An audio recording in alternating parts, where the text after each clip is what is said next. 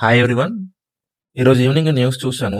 ఈ న్యూస్ చూసాక ఒక ఇంపార్టెంట్ టాపిక్ డిస్కస్ చేద్దాం అనుకుంటున్నాను. మేబీ అది ఇంపార్టెంటే. ప్రతి ఒక్క మిడిల్ క్లాస్ వాడికి ఇది ఇంపార్టెంటే. ఈ న్యూస్ చూసాక చాలా వరకు నాకు తెలిసినంత వరకు మిడిల్ క్లాస్ పీపుల్ అందరూ కూడా ఇండియాలో బతికే కంటే అవుట్ ఆఫ్ వెళ్ళిపోతే 50,000, 60,000 వస్తే ఎలాగోలా బతికేద్దాం అని ప్లానింగ్ లో ఉన్నారు. ఉండి అంటే వెళ్ళినంత వరకు బాగానే ఉంటది. వెళ్తారు, వెళ్ళేటప్పుడు ఫ్లైట్ లో 2 ఫోటోలు పెట్టుకున్నంత వరకు బాగానే ఉంటది.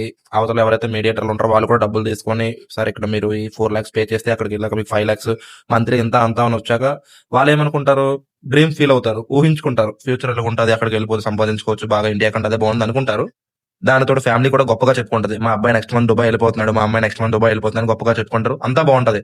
కానీ అక్కడికి వెళ్ళాక వాళ్ళు ఏం చేస్తారో వాళ్ళకి తెలియదు. జస్ట్ వాళ్ళు అంటారు అంతే, దుబాయ్ పంపిస్తాను అంటారు, ఏదో వర్క్ చెప్తారు, వెల్డింగ్ అంటారు, ఇదంటారు, అంతా అంటారు. కానీ అక్కడికి వెళ్ళాక వాళ్ళకి వచ్చిన శాలరీకి వాళ్ళు స్టే చేయగలరా లేదా, వాళ్ళు ఉండడానికి రూమ్ ఇస్తారా లేదా, వాళ్ళు అసలు అక్కడ రెంట్లు కట్టుకోగలరా లేదా, అసలు వాళ్ళు ఎలా ట్వీట్ చేస్తారు, ఇవన్నీ తెలియకుండా వెళ్ళిపోతారు. వెళ్ళిన తర్వాత ఎంత ఎమోషనల్ బ్లాక్మెయిల్ చేస్తారంటే అంత ఎమోషనల్ ఉంటుంది. నేను అవుట్ ఆఫ్ వెళ్ళలేదు, నాకు తెలియకలేదు. మీకు రిఫరెన్స్ కి ఫస్ట్ ఈ వీడియో చూడండి. పాపం అందులో చాలా మంది అలాగే 4 lakhs 5 lakhs పే చేశారు. చూడండి, అతను క్లియర్ గా చెప్పారు ఆ వీడియోలో. ఫస్ట్ వీడియో వినండి. ఆయన చాలా క్లియర్ గా చెప్పారు, 4 lakhs తీసుకున్నారు, అక్కడికి వెళ్ళాక ఇలా ఉంటుంది అలా ఉంటుంది అని చెప్పారు, ఇక్కడ మా పరిస్థితి ఇలా ఉందని చెప్పి వాళ్ళు చాలా సఫర్ అవుతున్నారు. మెయిన్ ఆ వీడియో చూసిన తర్వాతే నేను ఈ వీడియో చేస్తున్నాను. ఫస్ట్ ఆ వీడియో చూడండి, తర్వాత ఇరాన్ తీరంలో ఉత్తరాంధ్ర యువకులు చిక్కుకున్నారు. బందర్ అబ్బాస్ हम MVP पास्कल क्रूज है।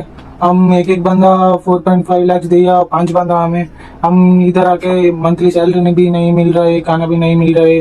हम प्रोविजन भी खत्म हो गया। क्या वो हम आए श्रीवारा से के राव भेजा, वो मुंबई पे ऑफिस, वो उसका ऑफिस सड़क पे रहता है, वो भेज दिया इधर उधर, ऐसे लाइफ है, ऐसे ये लाइफ है, वो लाइफ है, पैसे कमाएगा तू जा जा बोल के भेज दिया। इधर आके 1 महीना भी, अभी हम 6 महीना कॉन्ट्रैक्ट है, 10 महीना हो गया, अभी कोई 1 रुपया भी नहीं मिला। हम घर से बात करके 4 दिन हो गया सर। సో ఇంక వీడియో చూసాక ఇంక మీకేమీ చెప్పాల్సిన అవసరం లేదు. అరే సింపుల్ లాజిక్ రా. ఎక్కడో ఏదో కంట్రీలో బాగుపడడానికి ఎవడికో 10 లక్షలు 5 లక్షలు కట్టి నువ్వు అక్కడికి వెళ్ళి ఒక పూట తిని ఒక పూట తినక సఫర్ అవుతూ ఇంట్లో పేరెంట్స్ని తిడుతూ తిట్లు కాస్తూ నీ డబ్బులు నువ్వు సంపాదించడానికే 2-3 సంవత్సరాలు పడుతుంది.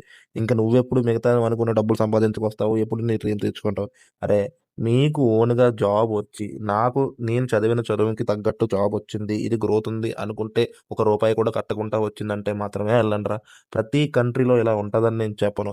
ఇప్పుడు చూడండి, వాళ్ళది తప్పు ఏమి ఉండదు. ఇంట్లో ఉన్న సిచ్యువేషన్కి ప్రెజర్కి డబ్బు అనేది ఆశ ఎవరికి ఉండదు చెప్పండి. ఆ డబ్బు ఆశకి వెళ్ళారు, ఇప్పుడు అన్ఎక్స్పెక్టెడ్ గా వాళ్ళు ఇరుక్కున్నారు. రేపు పొద్దున్న మీరు కూడా అలా ఇరుక్కోరని గ్యారంటీ ఏమైనా ఉందా?